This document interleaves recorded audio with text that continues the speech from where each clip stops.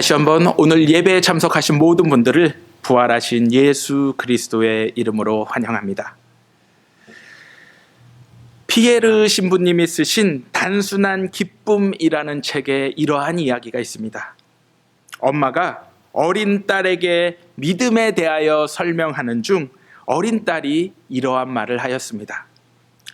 그런데 엄마, 인간에게 자유를 주시다니 하나님이 큰 실수를 하신 거예요. 자유가 없었더라면 얼마나 좋았겠어요. 지구상의 모든 인간들이 별처럼 제자리를 돌며 절대로 싸우는 법이 없었을 테니까요. 그러자 그녀의 엄마가 이렇게 대답했습니다. 내 말이 맞아. 그런데 내가 말하는 그 실수를 하나님이 하지 않으셨더라면 너는 너를 사랑하는 엄마를 갖지 못했을 것이고 나는 나를 사랑하는 딸을 절대로 갖지 못했을 거야. 우리는 그저 옆에 붙어 있는 자석과 같았을 거야. 하나님이 창조하신 피조물 가운데 오직 인간들만이 자유를 가지고 자유를 누리고 있습니다. 비록 거대한 우주 속에서 우리들이 하찮은 존재로 보여질지라도 이 자유로 인해 우리는 무한한 가치를 소유할 수 있는 것입니다. 왜냐하면 우리는 이 자유를 통해 비로소 사랑을 할 수 있게 되며 그 결과 사랑이신 하나님과 대면할 수 있기 때문입니다. 물론 하나님이 우리에게 사랑하라고 허락하신 자유를 잘못된 방향으로 사용하여 폭력과 전쟁과 같은 잔혹한 결과로 이어질 수도 있을 것입니다. 왜냐하면 자유 안에는 누군가를 사랑할 수 있는 힘만이 있는 것이 아닌 누군가를 미워하고 파괴할 수 있는 힘도 동시에 존재하기 때문입니다. 그러나 어찌 보면 이것은 사랑이 존재하기 위해 반드시 따라오는 위험으로서 자유가 없다라면 결코 사랑이 없을 것이기 때문입니다. 그렇다면 여러분들은 하나님이 우리에게 허락하신 자유를 잘 사용하여 사랑하고 계십니까? 오늘 우리에게 주신 고린도전서 8장의 말씀은 자유와 사랑에 대하여 우리에게 명확한 기준을 제시해 주고 있습니다. 그 당시 고린도 지역은 항구 도시로서 외부와의 교역이 매우 활발한 지역이었습니다. 그 당시 문헌에 따르면 통행세와 운송 관련한 세금만으로도 도시가 매우 풍요로웠다라고 합니다. 그런데 문제는 활발한 교역을 통해 물건만이 아닌 다양한 종류의 종교 또한 유입이 되었던 것입니다. 그로 인하여 자연스럽게 기독교인들과 이방 문화 사이에 충돌이 발생하게 되었던 것입니다. 이러한 문제를 해결하기 위해 고린도 교회 지도자들은 사도 바울에게 편지를 보내게 되었습니다. 아마도 고린도 교회 안에서 우상에게 바쳐진 제물을 먹는 게 옳은지 아닌지에 대한 논란이 벌어졌던 것으로 보입니다. 이러한 문제는 새롭게 시작된 교회 공동체를 크게 위협하는 문제로 그들에게 다가오게 되었습니다. 그 당시 갖가지 신들을 숭배하던 고린도 사람들은 가축을 도살하면 을에 자신들이 섬기는 신에게 바쳤다가 시장에 내다 팔았기에 이러한 의식을 거치지 않은 고기를 구입하는 것은 거의 불가능하였다고 합니다. 또한 초기 기독교인들은 주변 친지 대부분이 비그리스도인들이었기에 경조사나 그 밖의 모든 행사들로 인하여 신전 제사에 참여하는 경우가 많았다고 합니다. 게다가 평소에 고기가 먹기 쉽지 않았던 가난한 신자들에게는 이방인들의 종교 축제에 참여하여 고기를 먹고 싶은 유혹이 매우 컸을 것입니다. 이에 대하여 사도 바울은 우상의 제물을 먹어도 되는지 혹은 먹어서는 안 되는지의 판단은 개인적인 지식에 의해서가 아닌 하나님의 신앙 공동체인 교회 안에서 그 복음의 정신으로 돌아가 풀어야 함을 말씀하고 있습니다. 즉 고린도 교회 교인들은 처음 이러한 문제들을 자신들이 소유한 지식으로 풀어나가려고 했습니다. 그러다 보니 두 가지의 의견이 충돌하게 되었습니다.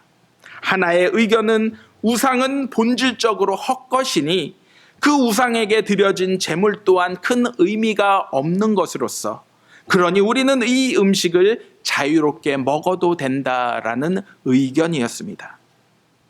하지만 또 다른 의견은 이와는 반대로 우리가 제물을 먹게 되면 우리가 과거 우상 숭배하던 모습으로 돌아가는 것과 마찬가지이기 때문에 우리는 이 모든 것들을 거부하고 새롭게 살아야 한다라는 의견이었습니다. 이러한 두 의견으로 갈라진 고린도 교회 성도들에게 사도 바울은 이렇게 편지를 썼습니다. 우상에게 바친 고기와 관련해서 여러분들은 끊임없이 이러한 질문을 합니다. 우상에게 바친 고기가 차려진 식탁에 앉아야 하나요? 혹은 말아야 하나요? 종종 우리는 이러한 질문에 답하기 위해 알아야 할 모든 지식을 알고 있다라고 생각하기 쉽습니다. 그러나 교만한 지성은 어리석음을 범할 수 있기에 서로를 품고 너그러운 마음으로 공동체를 굳건하게 하는 겸손한 마음이 우리에게 필요합니다. 여기서 우리는 사도 바울이 우상의 제물에 대한 문제를 풀어가는 중요한 열쇠를 발견하게 됩니다. 그것은 고린도 교회를 참된 하나님의 교회로 세우는 일이 그 어떤 것보다 중요한 것이며 이를 위해서 지식도 필요하지만 더욱 요청되는 것은 서로를 위한 사랑이란 사실입니다. 가정이나 직장 그리고 교회에서도 여러 다양한 사람들이 모여 함께 공동체를 이루게 되면 여지없이 이런저런 일들로 인하여 갈등과 대립이 생길 수밖에 없습니다. 왜냐하면 서로가 옳다 생각하는 기준의 잣대가 저마다 다를 수밖에 없기 때문입니다. 그러므로 오늘 말씀은 신앙 공동체인 교회뿐만이 아닌 현대의 다양한 공동체에게 주시는 중요한 교훈이 되고 있습니다. 즉 너무 쉽게 논쟁하고 저마다의 옳고 그름으로 나누어지기보다는 서로가 서로를 이해하고 사랑함으로써 하나가 되어 하나님의 아름다운 사역에 덕을 세우는 기쁨으로 우리 모두가 참여해야 한다라는 사실입니다. 물론 이러한 일들이 결코 쉬운 것이 아닙니다.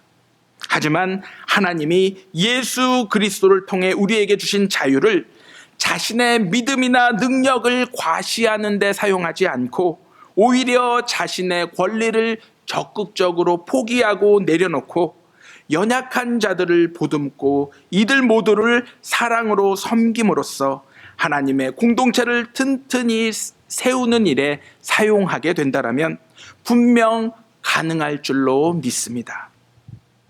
사도 바울은 고린도전서 10장에서 이렇게 선포하고 있습니다.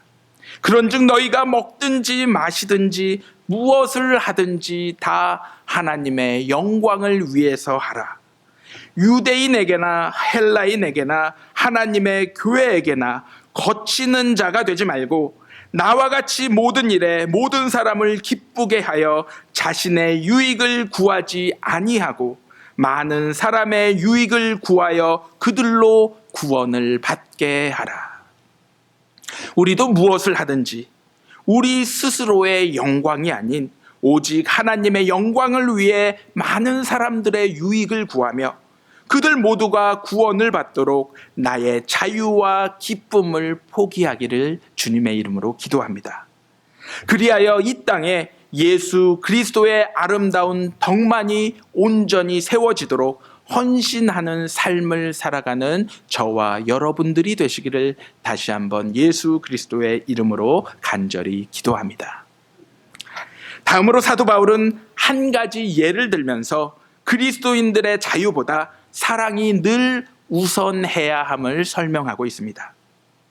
사도 바울은 이렇게 오늘 본문에서 말씀합니다. 만일 여러분들이 우상 숭배를 위해 차려진 잔치, 곧 우상에게 바친 고기가 주요 요리인 잔치에 참석함으로써 여러분의 자유를 행사한다라고 생각해 봅시다. 만일 그 문제로 고민하던 어떤 사람이 평소에 여러분들을 성숙한 그리스도인으로 여겼는데 그 잔치에 참석한 모습을 본다면 커다란 위험이 되지 않겠습니까?